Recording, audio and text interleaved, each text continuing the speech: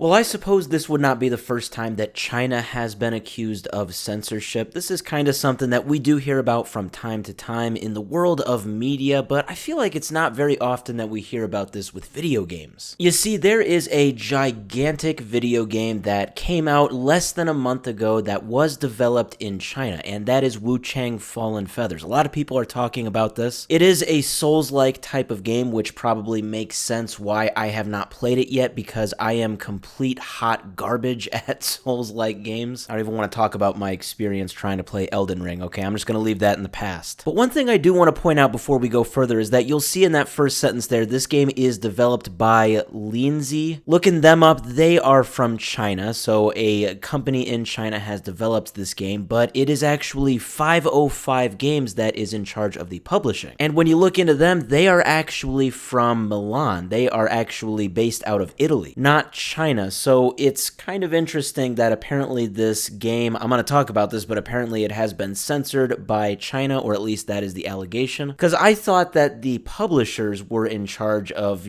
censoring and stuff like that. I wouldn't really think the developer could really have much control over it. But maybe I'm wrong, or I'm sure it's a lot more complicated than that. Maybe there's some control that the devs have and some that the publishers have. But what you have to understand is that when I look it up, Wuchang Fallen Feathers is about the Ming Dynasty in China. This was a period of about 300 years, several hundred years ago. And well, the important part of why we really have to understand that is because the whole game, obviously it's a violent game, it's a Souls-like game, you kill people, okay, that's what I'm getting at. And there are certain people that you kill in the game that are actually real people that existed from the Ming Dynasty. And you see, the allegation is that there was a brand new update that came out about 5 days ago that completely removes your ability to kill these people. So this update, as I said, was about 5 days ago, August 12th. So you'll see here, this is the 1.5 patch for the Wuchang Fallen Feathers, at least on Steam. I'd assume this patch was also rolled out for consoles. So they say, "Dear players, today we are pleased to confirm that patch 1.5 is available to download now on Steam." And when you look into these patch notes, this is the area of concern that people really did not like. So it says, "Made adjustments to animations, values, and level design for certain NPCs and AI. Also added dialogues for some NPCs to complete some plots. We will further optimize the exhaustion animation in the future to improve the plot performance." Okay, so that by itself, who cares? That sounds boring. Changing certain level designs, tweaking certain things that NPCs can say. Who cares? What does that mean? I mean, that's not censorship. Well, the patch notes are kind of vague, but it actually sounds like their implementation of changing these level designs and NPC dialogue, that's where the allegations come in. So I think this was the main Twitter thread that was talking about this. So this is Lance McDonald. So he says, "The Ming general," this is in the game, "no longer dies and now just sits near the shrine and says, 'I won't stop you going forward, but the people ahead will attack you like a monster.' So I guess you cannot actually kill this character anymore." After less than a month of this game being out, this is, I think, probably the first big update. So another post, he says, "After you defeat the Dragon Emperor, they added an interaction prompt with him to say it's okay, they're only sleeping." Okay, now to be fair, Dragon Emperor did not sound like a real thing to me, like a real person in history. I did look this up. I'm not seeing that Dragon Emperor is actually like a military position from the Ming Dynasty, but obviously Emperor was, and maybe Dragon was,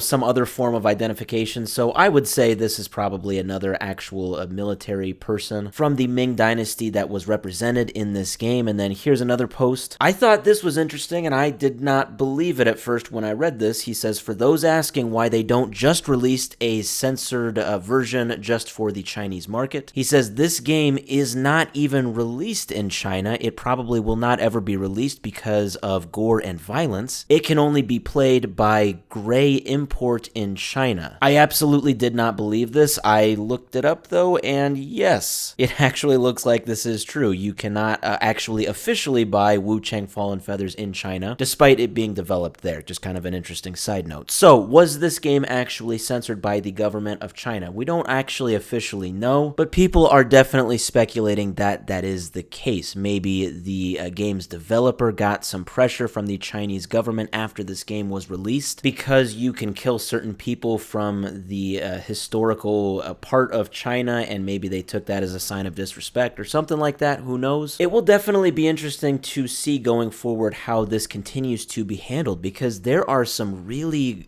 good games that are coming out of China, and this is not going to stop anytime soon. We're really gonna, I think, get into an era where they are really bringing out some bangers from certain game studios in China. So will this be the norm? Will the Chinese government be censoring certain things, especially from its history, that they don't like? I don't know. But definitely unfortunate, especially for an awesome game like Wuchang, that you really can't play it now as intended.